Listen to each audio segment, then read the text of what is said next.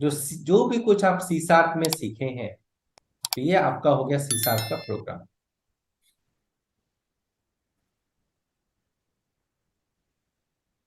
ये हो गया आपका सी शार्प प्रोग्राम। ठीक है। कैसे आप सी शार्प में जो प्रोग्राम लिखे हैं इसको यूज करके, सी शार्प में जो प्रोग्राम लिखे हैं उसको यूज करके आप जो मेरा डेटाबेस मैनेजमेंट का सॉफ्टवेयर है, थोड़ा कम, जो भी मेरा डेटाबेस मैनेजमेंट का जो सॉफ्टवेयर है,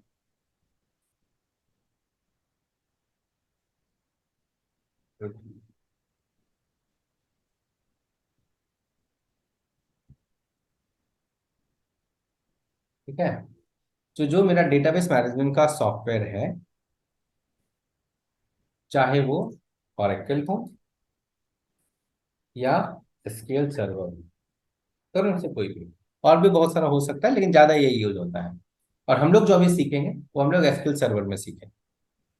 ठीक है। क्योंकि माइक्रोसॉफ्ट के सॉफ्टवेयर के साथ, डॉटनेट के साथ ज्यादातर जगह पे लोग सिक्वल सर्वर यूज करते हैं।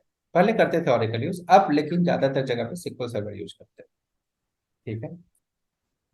और अब तो इसके साथ एक और भी जुड़ रहा है, माइक्रोसॉफ्ट का अगर आप सॉफ्टवेयर यूज कर रहे हैं, सिक्वल सर्वर यूज कर रहे हैं, तो आप एज्योर भी यूज करेंगे, तो हम लोग बाद में देखेंगे एज्योर के बारे में, बाद में बात करेंगे। ठीक है।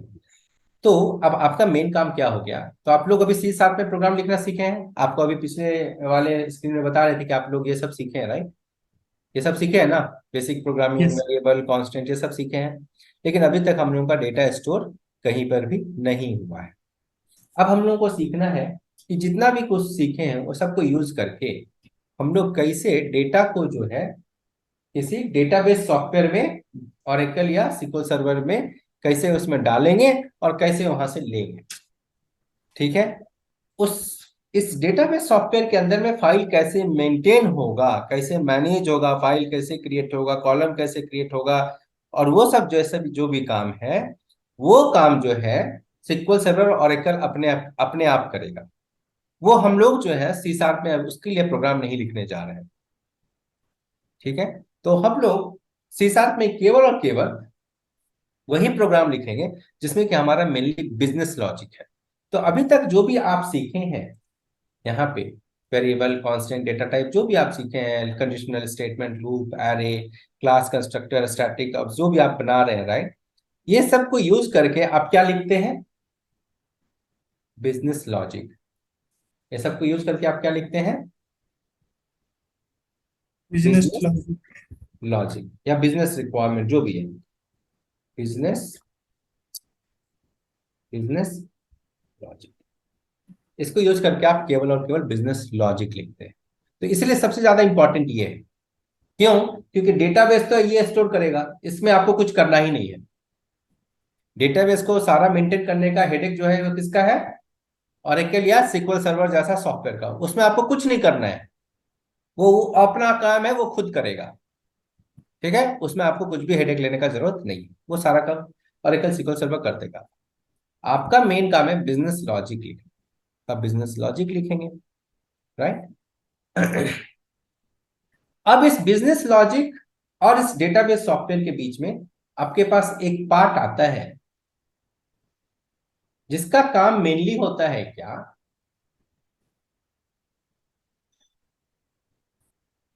कि वो डेटाबेस के पास जाए, है ना, वहां पर रिकॉर्ड भेजे, वो क्या करे, यहां से यहां से रिकॉर्ड यहां पे भेजे। ठीक है। और वहां से रिकॉर्ड लेके आए। बात समझे? अब हम लोग क्या सीखने जा रहे हैं, हम लोग अब ये लेयर सीखने जा रहे हैं। ये भी हम लोग सी शार्प में ही बनाएंगे। लेकिन ध्यान देने का बात यह है कि इसमें हम बिजनेस लॉजिक ज्यादा नहीं लिखते हैं। इसमें ज्यादातर काम जो हम लोग लिखते हैं उसका मेनली फोकस होता है कि हम ऐसा प्रोग्राम यहाँ पे लिखें जिसका काम है, जो भी ओरेकल हो या सिक्वल सर्वर हो, उससे वो क्या हो जाए, पहला काम वो कनेक्ट हो जाए। पहला काम क्या हो जाए? कनेक्ट हो जाए। पहला काम क्या होगा? उस डेटाबेस सॉफ्टवेयर से कनेक्ट हो जाए। ठीक है। कनेक्ट होने के बाद अब आप यहां से बोलेंगे कि भाई साहब हम लोग जो है इतना फाइल जो बनाए हैं, किसका किसका फाइल बनाए हैं? स्टूडेंट का, टीचर का, एडमिशन का, डिपार्टमेंट का, अकाउंट का, स्टॉक का, purchase, examination, attendance, payroll, class fee, और इसी तरह बहुत तेरे और भी बहुत फाइल हो सकता है। स्कूली का सॉफ्टवेयर बनाइएगा तो बहुत सारा और फाइल बनेगा। ठीक है। बहुत तेरे बहुत सारा फाइल बनेगा। तो बहुत सारा फाइल जो हम आपके पास बना के यहाँ रख दिए हैं, बना हुआ आपके पास जो है, उसमें से कभी बोलिएगा कि हमको ये स्टूडेंट का डिटेल दे के दो, कभी बोलिएगा ये स्टूडेंट का डिटेल दो, कभी बोलिएगा ये स्टूडेंट का डिटेल दो, कभी बोलिएगा कि ये स्टूडेंट एडमिशन ले लो इसका भाई, कभी इसका एडमिशन करवा दो, तो उसमें नया रिकॉर्ड डाल दो। तो आप इसको बहुत तरह तरह का काम इसको बोलेंगे।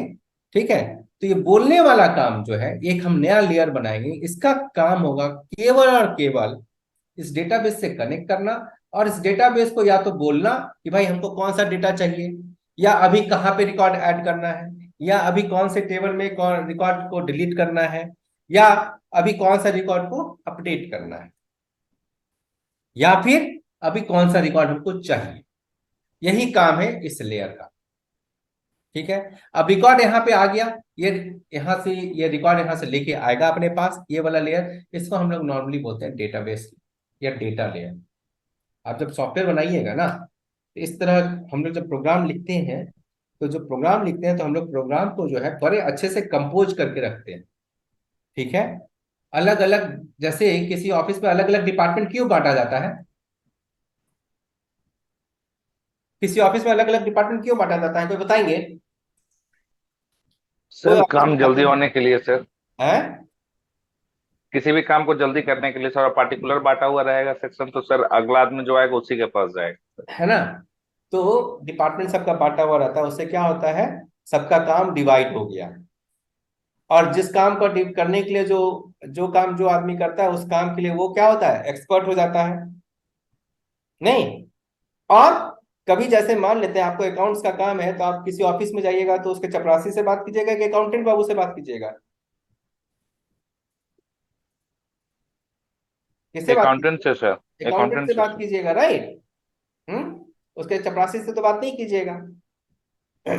ठीक है। लेकिन अगर कोई ऑफिसर से आपको मिलना है, और आपको जो है अपना नेम स्लिप देना है, तो आप किसको दीजिएगा, बराबर को दीजिएगा कि चपरासी को दीजिएगा? नेम स्लिप तो सर चपरासी को जमा होगा चपरासी ना को सर। दीजिएगा, राइट। तो सबका काम डिवाइडेड है। इसी तरह से मान लेते हैं आप डेटा लेयर को हम अलग से अलग जगह पे लिखेंगे, क्या करेंगे, अलग जगह पे लिखेंगे। तो अगर मान लेते हैं जब आप प्रोग्राम बनाए और कुछ गलती हो गया है, कुछ गलती हो गया है डेटा को भेजने में या डेटा को लाने में, डेटा भेजने में या डेटा लाने में कुछ गलती हो रहा है, आपको पता चल गया, तब कहाँ जाके उसका उपाय खोजिएगा, बिजनेस लॉजिक में कि डेटा लेयर में? डेटा को कुछ यहाँ पे हमको फेच करना है, डेटाबेस से डेटा लाना है। तो डेटाबेस से डेटा लाने का काम या डेटाबेस में डेटा भेजने का काम के लिए हम क्या लिखे हैं, डेटा लेयर लिखे हैं। क्या लिखे हैं? Data layer. डेटा लेयर लिखे हैं।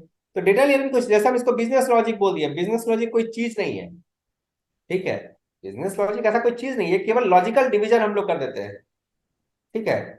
तो कुछ जो हम क्लास बनाएंगे या कुछ जो प्रोग्राम लिखेंगे, उस प्रोग्राम का मेनली काम होगा कि डेटाबेस से कनेक्ट करो, वहां से रिकॉर्ड लाओ, या डेटाबेस से कनेक्ट करो, वहां पे एक रिकॉर्ड डालो, या डेटाबेस से कनेक्ट करो, जो रिकॉर्ड डाला है उसको चेंज करो, या डेटाबेस से कनेक्ट करो और कोई रिकॉर्ड वहां पे पहले से है, उसको आप डिलीट करो। ठीक है। तो ऐसा काम जो भी करना होगा, ये काम हम कहाँ लिख देंगे, डेटा लेयर में। तो बाद में कभी भी कुछ चेंज करना हो, कुछ भी करना हो, कुछ खोजना हो, है ना, तो डेटाबेस से रिलेटेड कोई भी काम करना हो, तो हम लोग सीधा आंख बंद करके कहाँ चले जाएंगे, बोलेंगे भाई अब प्रोग्राम जब बना रहे हैं, सिंपल सा प्रोग्राम बना रहे हैं, हर इतना सारा क्लास हो गया, हर आप तो देखें ना, हर क्लास के लिए अलग अलग फाइल बनाते हैं, बनाते हैं। हेलो। अब तो अभी तक जो देखे हैं, अलग अलग क्लास के लिए अलग अलग फाइल बनाते हैं ना? सर उसी को बोल रहे हैं, मॉडल क्या है? डॉट सी एस फाइल, हाँ हाँ हाँ सर, क्लास। क्लास फाइल बनाते हैं ना? हाँ भाई आप लोग भी टीचर उचर बनाए हैं ना, तो अलग अलग, जैसे एक प्रोग्राम डॉट सी एस, एक teacher dot C S, students dot C S बनाए ना आप लोग, सब लोग। हाँ सर।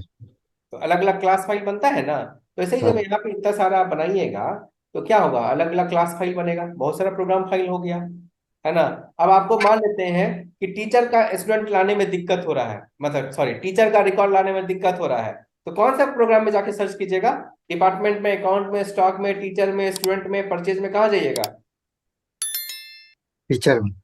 टीचर में। अगर परचेज वाला एंट्री करने में दिक्कत हो रहा है, परचेज का एंट्री करने में दिक्कत हो रहा है, तो कौन सा इसमें फाइल में जाइएगा जरा बताइए तो। यहाँ पे स्टूडेंट है, टीचर है, डिपार्टमेंट है, स्टॉक है, अकाउंट है, परचेज है, एग्जामिनेशन है, अटेंडेंस है, पेरोल है, क्लास है, फी है। अब दिक्कत परचेज वाले में आ रहा है, तो कहाँ जाके सही कीजिएगा?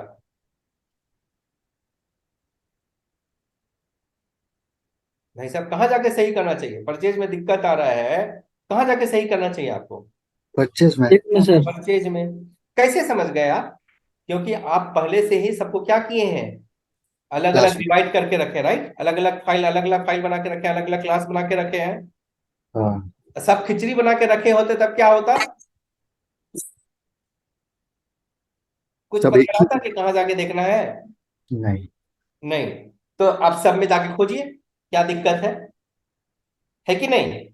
तो ये जो अलग अलग पार्ट में डिवाइड करते हैं, इसका करने का एक और एक ही मात्र कारण है कि आपके लिए सहूलियत हो, क्योंकि प्रोग्राम आप ही लिखे हैं और आप ही को चेंज करना है, आप ही इसमें फिर नया चीज लिखिएगा। बात समझे? ऑफिस में चाहे कहीं भी कोई चीज फाइल में रखते हैं, अलग अलग फाइल काहे बना के रखते हैं? एक के फाइल में खिचड़ी बना के काहे नहीं लिख देते हैं? आसान रहे। आसान रहेगा, वो आपके अपने सहूलियत के लिए ना। हाँ सर। काम को व्यवस्थित ढंग से करने के लिए, काम को मैनेज्ड वे में करने का तरीका क्या है कि भाई काम को पहले अच्छे से देखो, समझो और उसको उस तरह से करो कि बाद में उसको हम लोग आसानी से मेंटेन कर पाए। यही ना मेन पर्पस। अब उसमें चाहे जैसा तरीका नजर आए लोगों को, तो एक तरीका है भाई सबको अलग अलग करके रखो, तो आसानी होता है। तो यहाँ पे भी जो ये आप डेटाबेस लेयर जो हम बता रहे हैं, उसका करने का एक ही पर्पस है। ऐसा कुछ कुछ नया चीज, अजूबा चीज नहीं है। उसका एक ही पर्पस है कि डेटाबेस से रिलेटेड जो भी काम होगा वो आप यहाँ पे लिखो, कभी भी कुछ भी चेंज करना हो, कुछ भी चेंज करना हो तो इसी लेयर में आके करेंगे। बात समझ में आ गया? हेलो। हाँ सर। चलिए, जय और तो सत्यम। अब क्या हुआ, जैसे आप अभी डॉट नेट में आप क्या क्या देखें, कंसोल डॉट राइट लाइन देखें, right? Yes sir. Console dot right line, तो मतलब कंसोल एक देखे हैं, और क्या देखे हैं कि देखिए सी शार्प जो आपको लैंग्वेज दिया गया है, उसमें आपको पहले से बहुत सारा क्लास वगैरह बनाकर दे दिया गया। जैसे आप कंसोल यूज कर रहे थे, एसटीआर स्ट्रिंग हैंडलिंग से बहुत सारा फंक्शन यूज किया, स्ट्रिंग हैंडलिंग का फंक्शन, लेंथ, अभी जो पिछला क्लास में लेंथ मेथड यूज कर रहे थे, लेंथ था। Length string. प्रॉपर्टी यूज कर रहे थे, लेंथ प्रॉपर्टी। Yes sir. ऐसा ही बहुत सारा है, राइट? यस लेंथ है, सर। फिर प्लस कॉपी करने का है, बहुत सारा चीज है नहीं जो स्टार्ट। यूज किए हैं। Start with sir, start with start with और ऐसा ऐसा बहुत सारा फंक्शन देखे आप, yes sir. Stream start with और क्या क्या स्क्वायर निकालने के लिए, है ना, रैंडम फंक्शन, बहुत सारा फंक्शन आप लोग देखे हैं, राइट, रैंडम फंक्शन वगैरह बताए। ठीक है, बहुत सारा चीज वहां पे पहले से दिया हुआ है, वही ना आप यूज कर लिए। उसी तरह यस से, सर। क्योंकि डेटाबेस से कनेक्ट होना किसी भी सॉफ्टवेयर डेवलपमेंट के लिए सबसे ज्यादा इंपॉर्टेंट चीज है। डेटाबेस से कनेक्ट करना और डेटाबेस को मैनेज करना किसी भी सॉफ्टवेयर के लिए सबसे ज्यादा इंपॉर्टेंट चीज है। उसके बिना तो कोई सॉफ्टवेयर ही नहीं होगा, डेटा नहीं तो सॉफ्टवेयर क्या? बात सही है, राइट? जब डेटा ही नहीं है तो सॉफ्टवेयर का क्या करेगा, या हम्म। या सॉफ्टवेयर करेगा काम किस पे?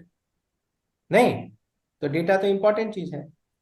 तो हर लैंग्वेज, चाहे वो सी शार्प हो, जावा हो, पाइथन हो, कोई भी लैंग्वेज आप ले लीजिए, हर लैंग्वेज में आपको इस डेटाबेस को मैनेज करने के लिए या डेटाबेस से कनेक्ट करना और डेटाबेस को रिक्वेस्ट भेजना कि हमको ये रिकॉर्ड दो, या डेटाबेस से को बोलना कि भाई एक नया रिकॉर्ड ऐड करो, या डेटाबेस को बोलना कि भाई कोई टेबल में रिकॉर्ड को चेंज करो, या डेटाबेस को बोलना किसी रिकॉर्ड को डिलीट करो या किसी टेबल को ही डिलीट कर दो, है ना। इस तरह का काम को करने के लिए अलग से सेट ऑफ क्लास बनाकर दिया गया है, बहुत सारा क्लास बनाकर दे दिया गया है, आपको कुछ क्रिएट नहीं करना है। तो आपको क्या नहीं करना है, तो पहले तो अब डेटाबेस, ये जो फाइल वाइल क्रिएट करने वाला काम था, तो वो अभी एक सॉफ्टवेयर बनकर तैयार हो गया। बोला आपको फाइल वाइल क्रिएट करने का हेडेक लेने का जरूरत नहीं है, वो काम हमको दे दीजिए, हम कर देंगे। ठीक है, ये तो एक सॉफ्टवेयर उसके लिए बनकर तैयार हो गया। उसके बाद फिर क्या हुआ, अच्छा ये तो सॉफ्टवेयर बन गया, ये सी शार्प एक लैंग्वेज है जिसमें इफ एल्स फॉर लूप ये सब है। ठीक है, अब इफ एल्स फॉर लूप से तो डेटाबेस से डेटा आएगा नहीं, तो डेटाबेस से डेटा लाने के लिए आपको कुछ अलग चीज चाहिए, अलग तरीका चाहिए। बोला अच्छा कोई बात नहीं, सी शार्प लैंग्वेज, माइक्रोसॉफ्ट बोली कोई बात नहीं, हम सब बना के आपको दे देते हैं। जावा वाला बोला कि हम भी आपको बनाकर दे देते हैं। पाइथन वाला वो भी बोला कि हम भी आपको बनाकर दे देते हैं। तो वो लोग क्या किया, पहले ही से आपको सारा प्रोग्राम लिख कर दे दिया है, जिसका काम ये है कि वो डेटाबेस से कनेक्ट हो जाए, डेटाबेस से रिकॉर्ड ले आए, डेटाबेस में रिकॉर्ड डाल दे, अपडेट कर दे, ये सारा काम कर दे, और वो सब पहले से बन के रखा हुआ है। आपका काम क्या है, सिर्फ और सिर्फ उसको यूज करना। बात समझ में आ गया? आपका काम क्या है? हेलो, सब लोग सिर्फ हैं? उसे यूज करना। Yes sir. Yes sir. आपका काम है केवल और केवल उसको यूज कर लेना। और यूज करने के लिए क्या पता होना चाहिए, वो जो क्लास व्लास जो बना के रख दिया गया है, कम से कम दो चार को क्लास का नाम याद रहना चाहिए ना। Yes yes sir. सर। कि एक को नाम नहीं याद रहेगा तो आप यूज कर लीजिएगा, यस सर। नहीं कर नहीं कर पाइएगा, राइट। तो अब यहाँ पे डॉट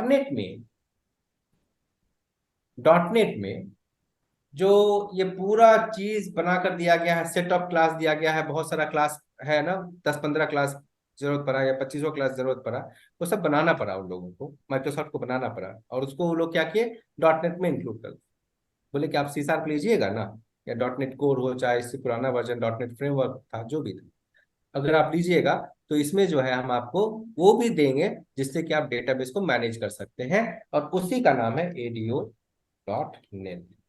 ADO.net, इसको शॉर्ट फॉर्म में ADO.net बोलते हैं, और इसी का पूरा नाम है एक्टिव एक्स। एक्स यहाँ पे कैपिटल होता है, डेटा ऑब्जेक्ट्स, और उसमें डॉट नेट, क्योंकि ये माइक्रोसॉफ्ट डॉट नेट का पार्ट है। ठीक है, इसमें एक्स क्या होता है सर? नाम है एक्टिवेक्स डेटा ऑब्जेक्ट्स, नाम है। ठीक है, अब ये एक्टिवेक्स डेटा ऑब्जेक्ट एक्टिवेक्स क्यों रखा गया है, इसका भी बड़ा हिस्ट्री है, उतना ज्यादा जानने का जरूरत नहीं है। ठीक है, लेकिन अब देखिए, तो अब ये तो हो गया कि भाई क्या हो गया कि हम एक क्लास बनाकर रख दिए हैं, एक कंपोनेंट बनाकर रख दिए हैं, जिसका काम क्या है, इस डेटाबेस भाई साहब से दोस्ती कर लेना। इसका मेन काम क्या है, इस डेटा भाई भाई साहब से दोस्ती कर लेना, और उससे जो भी आपको काम करवाना है वो करवा देना। ठीक है, ये किसका काम है, ADO.net में जितना भी क्लासेस वगैरह बना के रखा गया है, मेथड जो बनाकर दिया गया है, वो उसका काम है, वो अपना करके आपको दे देगा। इसमें कोई दिक्कत की नहीं को। तो ADO.net क्या है, समझ में आया? It is a set of क्या, class, right. It is a set of class. Class. It is a set of class. And what is the purpose of these classes? Purpose क्या है ये सारे क्लास का? डाटा को Which can help us in accessing the data, right? Accessing the data, accessing बोल लीजिए, या add करना, डिलीट करना, कुछ भी, राइट। तो हम बोल सकते हैं maintaining the data, which can help in maintaining the data in a, ठीक है, कोई दिक्कत नहीं। तो ADO.net कोई बहुत बड़ा तोप नहीं है, बेसिकली आपको हेल्प करने के लिए दिया गया है ना। बेसिकली जैसे कंसोल डॉट राइट लाइन क्या है, फंक्शन है, yes right line read line है ना फंक्शन। सर। आपका स्ट्रिंग में था ट्रिम, str कैट, बहुत सारा फंक्शन था, है ना। लेफ्ट राइट मिडिल, बहुत सारा फंक्शन आप लोग देखे हैं। वैसे ही यहाँ पे ADO.net पे सेटअप क्लास बना है, बहुत सारा क्लास बना हुआ है, उसके अंदर में बहुत सारा फंक्शन है, और उसका मेन काम है डेटाबेस से कनेक्ट करना, और वो डेटाबेस को मैनेज करने में हेल्प करना, मतलब रिकॉर्ड लाना भेजना जो भी करना है उसके लिए सारा फंक्शन वगैरह बना के रखा दिया गया है। आपको ज्यादा कुछ मेहनत करने का जरूरत नहीं, आपको खाली उसको यूज करना है। ठीक है, अब इतना समझ में आ गया है? कोई दिक्कत? हेलो? नहीं सर। अब क्या हुआ, जैसे हम आपको बता रहे थे कि भाई साहब आते हैं नेक्स्ट पेज में, फिर से एक फोटो बना लेते हैं।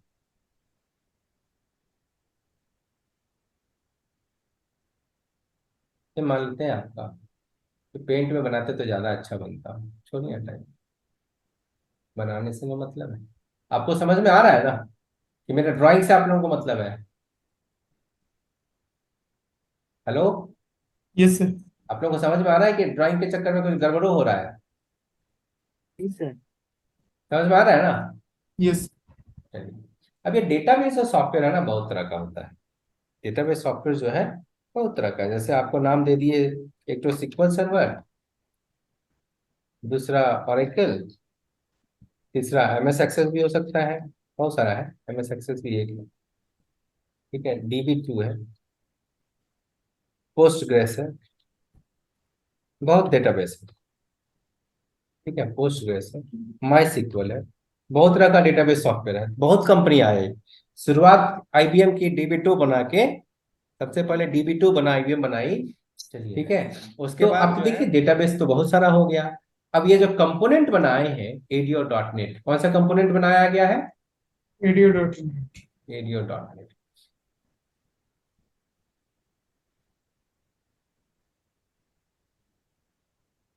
ठीक है, ADO.NET आपको कंपोनेंट बना कर दिया गया है। अब इसमें क्या है, ADO.NET जो है वो किसका प्रोडक्ट है? ADO.NEट किसका प्रोडक्ट है? Microsoft है ना? कौन सी कंपनी का प्रोडक्ट है ADO.NEट? Microsoft है ना? माइक्रोसॉफ्ट का। भाई बाकी लोग, अगर कोई आदमी जो है ADO.NET यूज करे तो वो मेरा सिक्वल सर्वर भी खरीदे, है ना? तो वो अपना उपाय करके उसी तरह से रखेगी। तो ADO.NEट के पास जो है सिक्वल सर्वर से कनेक्ट करने का, है ना, एक उपाय दिया गया है। दूसरा जो है, ऑरेकल जो सॉफ्टवेयर है वो इंडिपेंडेंट कंपनी, ऑरेकल जो सॉफ्टवेयर है वो इंडिपेंडेंट कंपनी है। और अब जो वो जावा लैंग्वेज है उसको ऑरेकल खरीद ली। शुरू में जावा जो थी वो सन माइक्रोसिस्टम एक कंपनी थी, वो बनाई थी।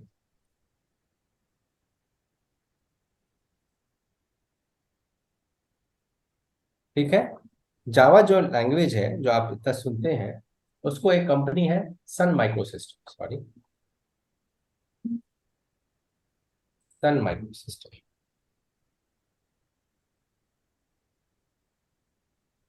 ठीक है, ये कंपनी जो है वो जावा बनाई थी, अब थी हो गई। ठीक है, अब इस कंपनी को खरीद ली है ऑरेकल। ठीक है, और अब ये जावा इसके पास है। लेकिन जावा जो है ओपन सोर्स था, अभी ओपन सोर्स क्या होता है हम लोग कभी बाद में डिस्कस करेंगे, बट क्योंकि ये ओपन सोर्स था तो जावा का जो कंपाइलर है वो HP, सॉरी, IBM के पास भी है। ठीक है, इस तरह और भी कोई भी आदमी अपना कंपाइलर बना सकता है, IBM भी अपना कंपाइलर बनाई थी जावा। ठीक है, लेकिन है उससे हमको लेना देना नहीं है फिलहाल। फिलहाल ये है कि जावा जो है वो अब ऑरेकल का प्रोडक्ट है।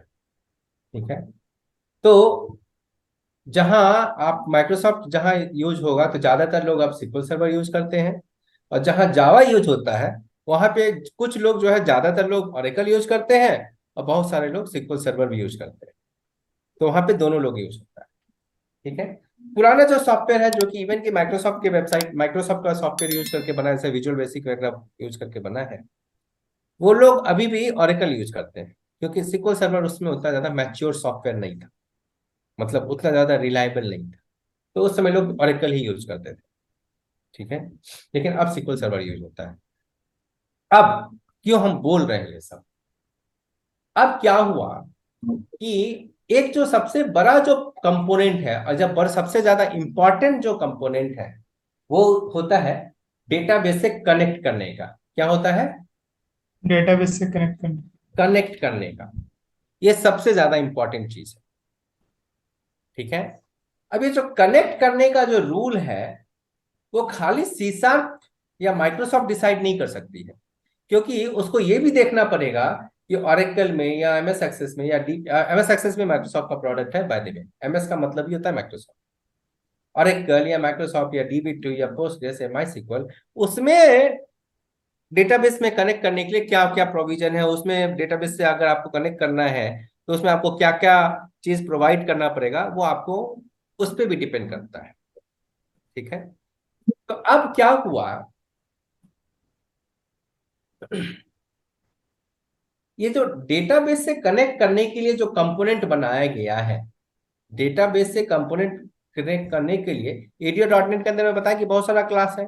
तो कुछ क्लास ऐसा बनाया गया है जिसका काम क्या है? डेटाबेस से कनेक्ट करवाना। उसका काम क्या है?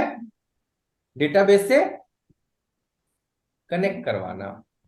उस कंपोनेंट का नाम दिया गया प्रोवाइडर। क्या नाम दिया गया है? प्रोवाइडर। या आप बोल सकते हैं डेटाबेस प्रोवाइडर, या कुछ भी आप बोल दीजिएगा। ठीक है। तो आपको सिक्वल सर्वर के लिए अलग प्रोवाइडर है, ऑरेकल के लिए अलग प्रोवाइडर है। OLEDB जैसे आपको, अगर आपको MS एक्सेस यूज करना हो, है ना, तो आपको OLEDB यूज करना पड़ता है।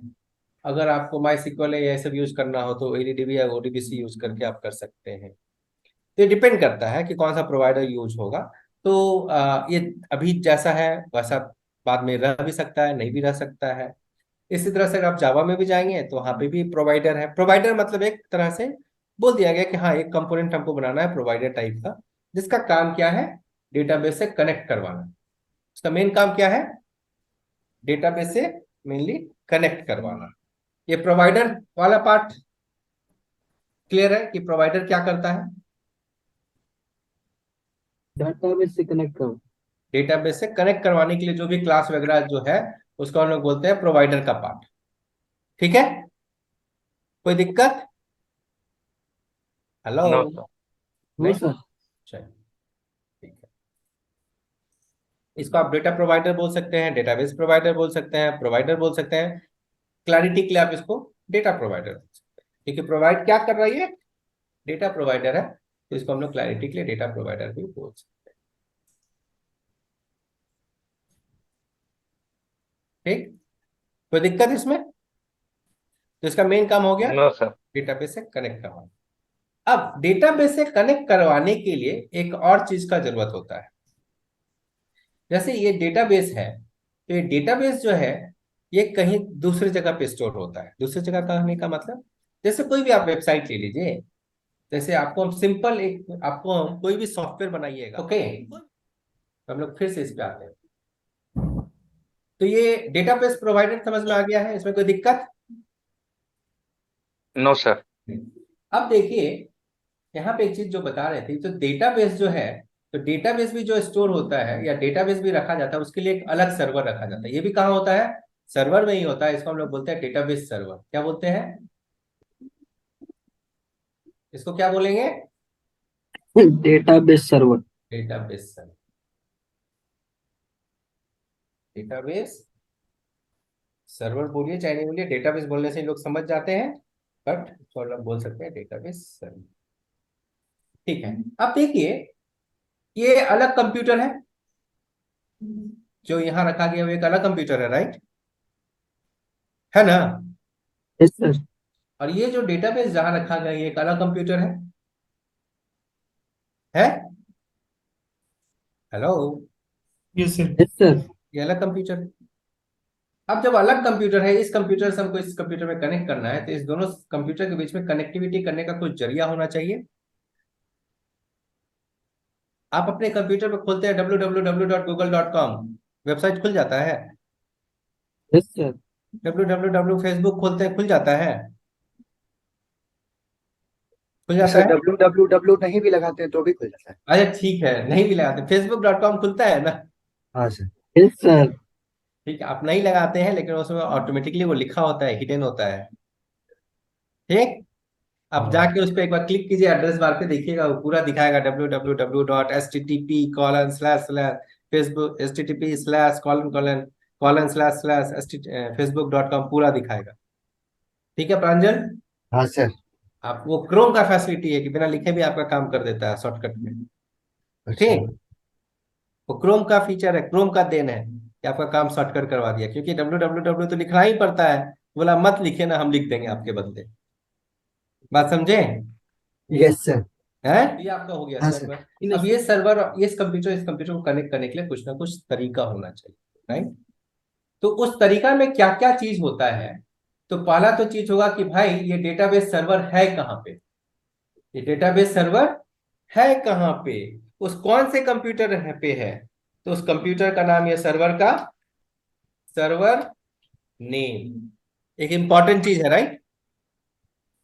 डेटाबेस अगर हमको मान लेते हैं ये डेटाबेस कहीं और है, तो इस कौन से कंप्यूटर पे रखा हुआ है उसका कुछ नाम, जैसे www.google.com करते हैं तो google.com खुलता है कि फेसबुक खुलता है?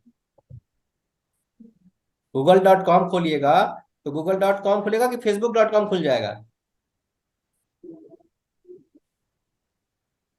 हेलो, आप लोग हैं? हाँ सर। Yes, sir. google.com खोलिएगा तो क्या खुलेगा? google.com खोलिएगा तो कौन सा वेबसाइट खुलेगा? Google.com खुलेगा सर। google.com खुलेगा। facebook.com खोलिएगा तो Facebook.com खुलेगा। facebook.com खुलेगा। ये कैसे काम करता है कुछ पता है जी सर।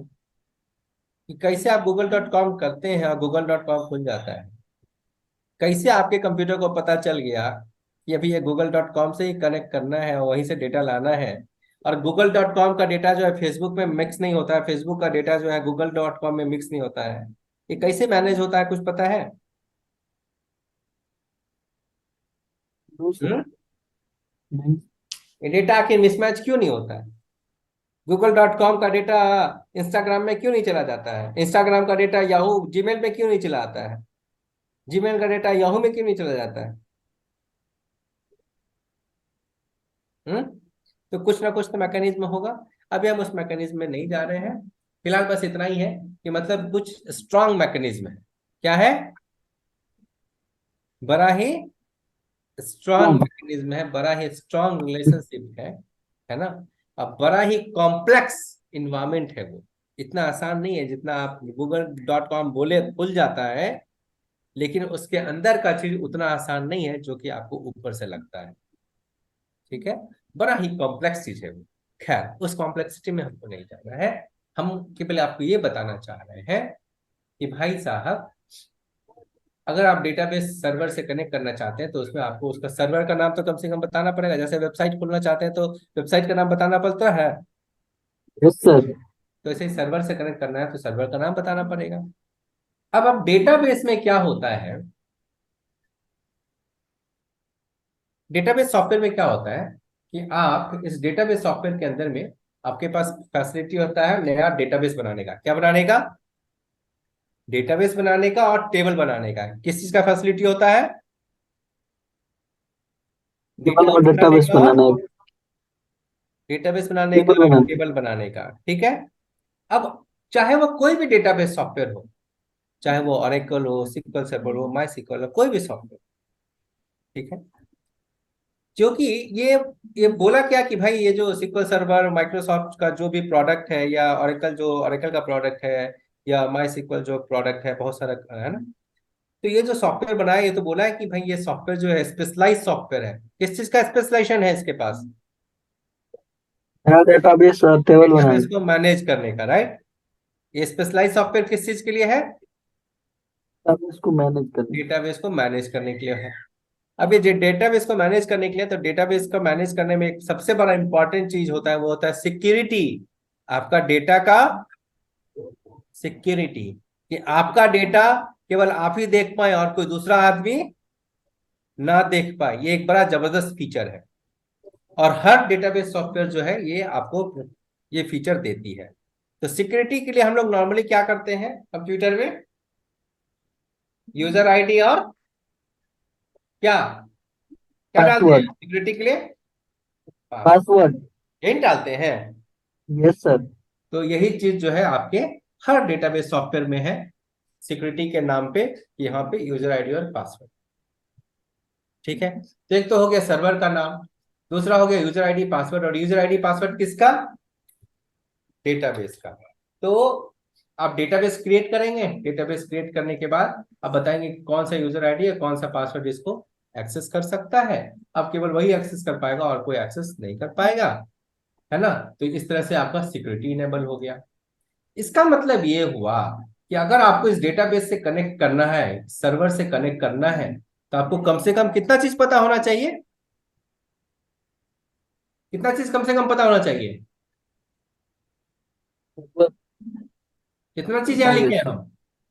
सर्वर नेम, डेटाबेस और यूजर आईडी पासवर्ड। कम से कम ये 4 चीज तो आपको हर हाल में पता होना चाहिए, तभी आप डेटाबेस सर्वर पे या डेटाबेस से जाके आप कनेक्ट हो सकते हैं। बात समझ में आ गया है? कोई दिक्कत? इसको नो समझने सर। के लिए कोई दिक्कत कि डेटाबेस से कनेक्ट करने के लिए कम से कम कितना चीज चाहिए? 4 चीज। पहला चीज कौन सा सर्वर में है? सर्वर नेम, सर्वर का नाम। दूसरा कौन सा डेटाबेस में कनेक्ट करना है? तीसरा यूजर आईडी, यूजर आईडी। चौथा पासवर्ड। वो यूजर आईडी और पासवर्ड किसका है? उस पर्टिकुलर डेटाबेस का है।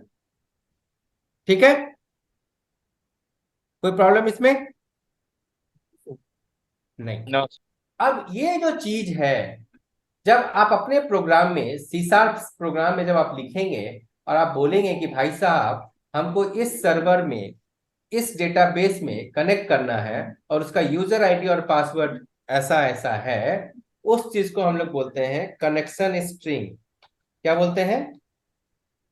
स्ट्रिंग। Connection string. स्ट्रिंग का तो मतलब आप समझते हैं ना, क्या होता है? वर्ड। Yes sir. हम लोग कंप्यूटर में तो वर्ड ही को ना स्ट्रिंग बोलते हैं, यस सर। है ना? और ये जो वर्ड है वो किस चीज के लिए यूज किया जा रहा है?